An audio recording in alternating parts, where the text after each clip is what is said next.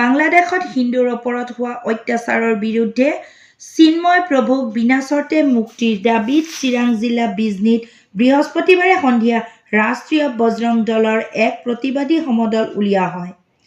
ৰাষ্ট্ৰীয় বজৰং দলৰ চিৰাং জিলা কমিটিৰ উদ্যোগত বিজনীৰ কাৱাটিকাৰ পৰা উলিওৱা এই প্ৰতিবাদী সমদলটোৱে সমগ্ৰ বিজনী চহৰ পৰিভ্ৰমণ কৰে।